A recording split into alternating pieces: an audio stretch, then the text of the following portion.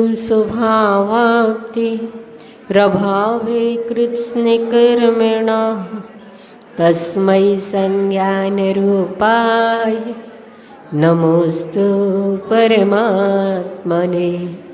अहिंसा परमो धर्म के महावीर भगवान के संत श्रोमणी आचार्य गुरुवर श्री विद्यासागर जी महाराज जी की, आचार्य श्री पूज्यपाद स्वामी जी के,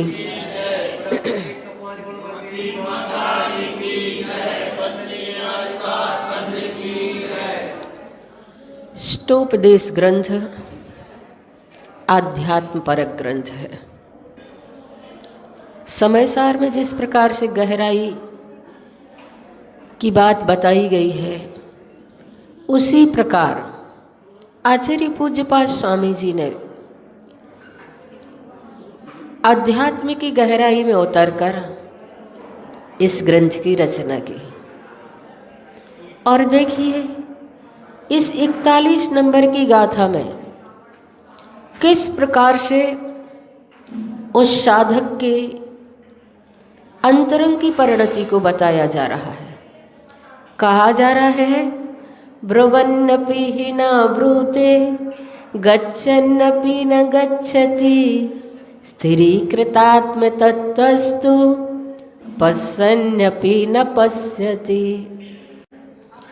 दुनिया में वो साधक इस प्रकार से जीते हैं, स्थिरीकृतात्म तत्त्वस्तु, आत्म तत्व में स्थिर होने वाला, जो अपने आप में ठहर गया है, जो जीव तत्व के स्वरूप को जानने लगा है और मैं कौन हूँ इस बात की जिसे पहचान हो गई है, वह साधक ब्रुवन्नपि हि न ब्रूते, बोलते हुए भी नहीं बोलता है, गच्छन्नपि न गच्छति, चलता हुआ भी नहीं चलता है, पश्यन्नपि न पश्यति, देखता हुआ भी नहीं देखता है।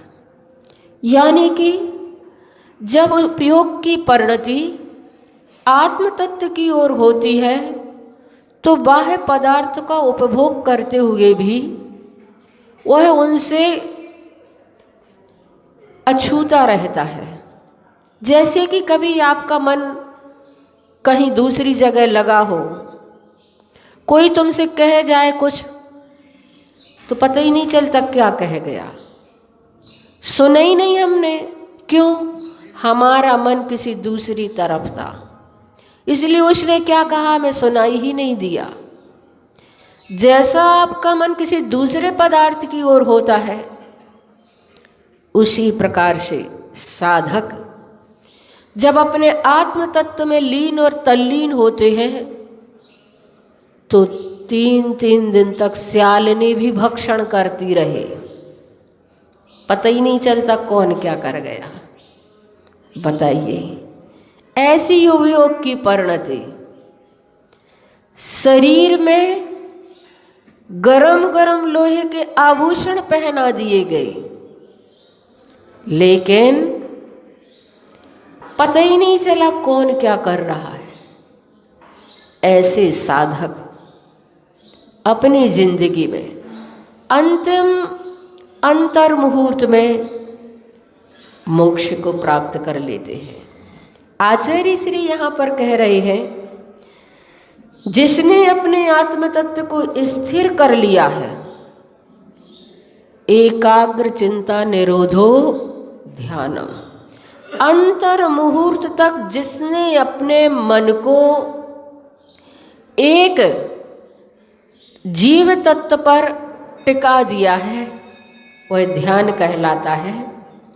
पर पदार्थों से अपना मुख मोड़ लिया है, वह मुमुक्षु बोलते हुए भी नहीं बोलता है, वह मुमुक्षु देखते हुए भी नहीं देखता है। मतलब इसका ये है कि जहाँ कहीं जिस व्यक्ति का मन लग जाता है, फिर वह उसमें ऐसा लीन और तल्लीन हो जाता है कि दूसरी ओर उसका उपयोग जाता ही नहीं है। यहाँ पर आचार्य श्री कहना चाह रहे हैं कि ज्ञानी मुमुक्षु किसी भी क्रिया को करते समय उसमें आसक्त नहीं होते हैं, गृद्धता पूर्वक मूर्छा पूर्वक उस क्रिया को नहीं करते हैं, किसी भी क्रिया में राग द्वेष का भाव नहीं करता, प्रत्येक क्रिया करते समय विरक्ति का भाव बना रहता है। और जिसके अंदर विरक्ति का परिणाम होता है उसकी पर पदार्थों में आसक्ति हो ही नहीं सकती है। इसलिए यहाँ पर कहा जा रहा है कि मुमुक्षु को ज्ञात होता है कि इन पर पदार्थों से मेरा कोई प्रयोजन सिद्ध होने वाला नहीं है। इस सिद्धांत पर उसका दृढ़ विश्वास होता है, इसलिए वह बाह्य पदार्थों के बीच क्रिया करते हुए भी ज्ञाता दृष्टा बना रहता है। जैसा कई बार आप लोग उदाहरण सुनते हैं चक्रवर्ती भरत का। भरत घर में बैराग, क्योंकि उन्होंने अपने जीवन में उन तत्वों के स्वरूप को जान लिया है, इसलिए तख्त और ताज के बीच में रहते हुए भी अनासक्त थे। यहाँ पर कहा जा रहा है कि लोगों को दिखने में आता है कि वह हमें देख रहा है, लेकिन वह कहाँ क्या देख रहा है ये हम नहीं समझ पाते। बोलते हुए भी उसका क्या दृष्टिकोण होता है ये हमें ज्ञात ही नहीं होता।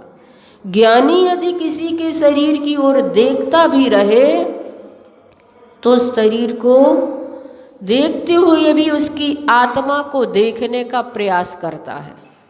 वह देखता है कि इस शरीर में वह छिपा हुआ है जो वास्तव में अरस है, अरूप है, अगंध है, अवक्तव्य है।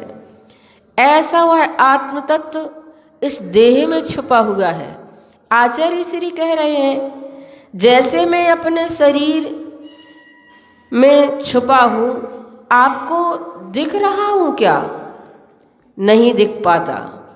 उसी प्रकार से जो ज्ञानी होता है वह बाह्य पदार्थों को देखते हुए भी, बाह्य पदार्थों को भोगते हुए भी उनमें अनासक्ति का भाव लेकर के उन पदार्थों का वह उपभोग करता है। इसलिए आचार्य श्री कह रहे हैं वह जो मेरा और आपका शारीरिक रूप दिखाई दे रहा है वह मैं नहीं हूँ। ये अन्यत्व भावना कहलाती है। मेरे न हुए मैं भी इनसे अति भिन्न अखंड निराला हूँ। मेरा स्वरूप ही दुनिया से पृथक है। इसलिए वह शरीर की सुंदरता, शरीर का वर्ण और जो कुछ भी चीज़ें हैं उन सभी को अपने आप से बिल्कुल जुदा, अलहदा, पृथक ही मानता है। आप इस शरीर से पृथक आत्म तत्व स्वरूप हो, मैं भी इस शरीर से पृथक आत्म तत्व हूँ। अंदर की बात आप लोग समझ नहीं सकते, और जो समझ जाता है फिर वह देह के धरातल पर जीता ही नहीं है। इसी बात को समझने के लिए कहा गया है कि जो साधक होते हैं वो साधक जब निर्ग्रंथता का अनुभव करते हैं तो ग्रंथ उनके फिर अनुभव में नहीं आते हैं। ग्रंथ तो तब तक अनुभव में रहते हैं जब तक निर्ग्रंथता का अनुभव नहीं हुआ है। यहाँ पर उस साधक के अंदर कूट कूट कर अध्यात्म भरा होता है, उसके रग रग में वह अध्यात्म समाया हुआ होता है और श्वास श्वास में उसके अध्यात्म झलकता है। फिर ग्रंथ की नहीं निर्ग्रंथता की अनुभूति होती है। यहाँ पर बहुत अच्छा चित्रण किया गया है, क्योंकि चर्चा जहाँ तक है वहाँ ग्रंथ का आधार होता है। हम चर्चा में अगर जीते हैं तो वह बाहरी जीवन होता है, और जहाँ आचरण की अनुभूति होती है वहाँ ग्रंथ गौण हो जाता है। निर्ग्रंथता प्रधान हो जाती है, प्रमुख हो जाती है। निर्ग्रंथता की अनुभूति, वीतरागता की अनुभूति से फिर वह साधक जुड़ जाया करता है। अध्यात्म का आनंद लेने के लिए बहुत ज़्यादा पढ़ने की ज़रूरत नहीं होती है। बहुत सारे लोग कहते हैं इतना तो हम नहीं पढ़ सकते हैं, इसलिए हम इस मार्ग में तो आ ही नहीं सकते, पर ऐसा है ही नहीं। आचार्य श्री कहते हैं कि यहाँ पर बहुत ज़्यादा पढ़ने की ज़रूरत नहीं है, पर पढ़े गए के पारायण की ज़रूरत है। पढ़े हुए का पारायण जिन्होंने प्रारंभ कर दिया है, अध्यात्म उन्हीं के जीवन में झलकता है। यदि हमें मालूम चले कि यह हमारा सामान नहीं, हमारी वस्तु नहीं, तो हम कितनी जल्दी उस वस्तु को छोड़ देते हैं। जिस वस्तु को आपने बहुत अच्छे से अपनाया, बहुत अच्छे से संभाला, बहुत अच्छे से उसे रखा, जब तक ये मालूम था कि ये हमारी है, और जैसे ही मालूम चलता है कि ये तो हमारी है ही नहीं, फिर उससे वैसे विमुख हो जाते हैं कि ये कब छूटे। यहाँ पर आचार्य कुंद कुंद स्वामी ने समय सार का जो उदाहरण दिया है, उस बात को बताया है। जिस प्रकार कोई पुरुष यह पर द्रव्य है ऐसा जानकर उसे छोड़ देता है, उसी प्रकार ज्ञानी जीव समस्त पर पदार्थों को और समस्त पर भावों को, पर भाव इन सबको, ये सब पर है ऐसा जानकर छोड़ देते हैं। उसके लिए बहुत अच्छा दृष्टांत दिया है आचार्य कुंद कुंद स्वामी ने समय सार ग्रंथ में बताया है। मान लीजिए कोई एक सज्जन धोबी के यहाँ अपने कपड़े डालने हेतु गए, समय पाकर कि वह उन अपने वस्त्रों को ले आए और पहन लिया, बाजार में निकल गए।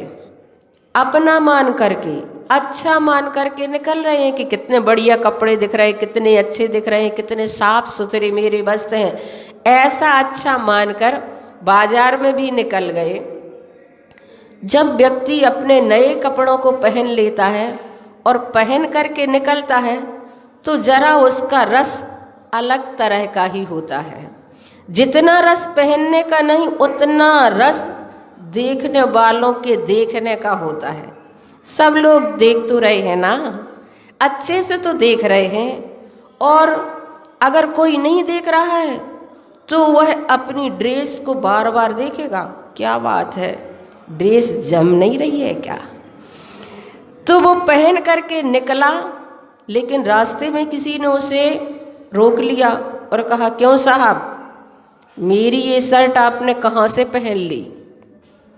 वह कहता है, क्या बात करते हो, मेरी है, धोबी के यहाँ धुलने गई थी, मैं कल ही तो उठा करके लाया हूँ। अब धोबी के यहाँ तो बहुत सारे वस्त्र होते हैं, सभी लोग जाते हैं, धोखे से क्या हो गया, चेंज हो गई उसकी। तो वह कहता है, आपकी क्या पहचान है उसमें। वह बोला, साहब आप जरा कॉलर को उठा करके देखिए, वहाँ पर ऐसा ऐसा निशाना बना हुआ है। उसने ज्यों ही कॉलर को पलट कर देखा तो उसे वैसा निशान भी दिखाई दिया और उसका नाम भी उस पर लिखा हुआ था।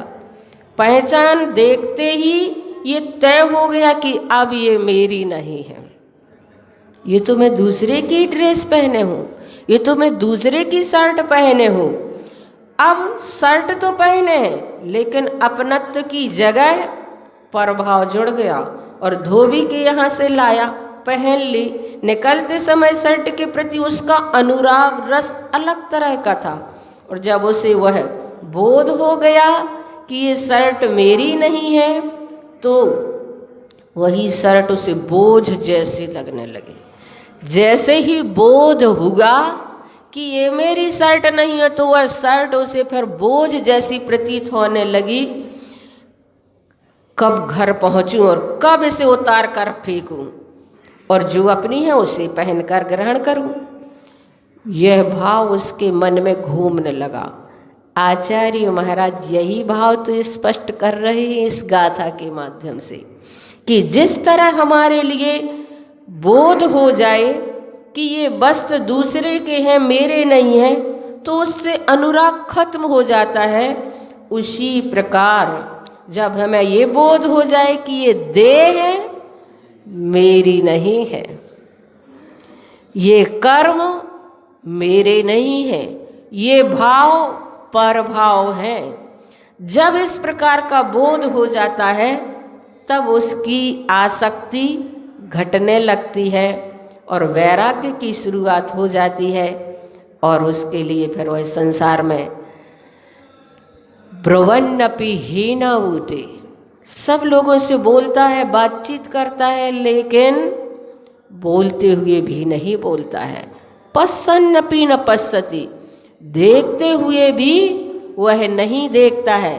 स्थिरीकृतात्म तत्वस्तु, जब अपने आप में वह स्थिर हो जाता है, अपने आप में अपने आप को वह स्थिर कर देता है, तब गच्छन्नपि न गच्छति, जाता हुआ भी नहीं जाता है।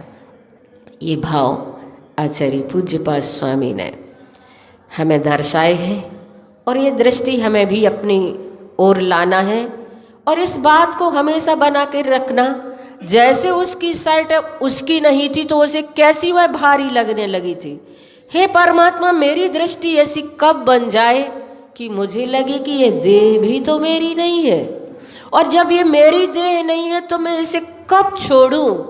जो होती तलवार म्यान से वह अनंत बल दो मुझको, हे परमात्मा, मुझे वह अनंत बल प्राप्त हो जाए कि ये जो देह मेरी नहीं है, इस देह को मैं भी इस आत्म तत्व से जुदा कर दूं।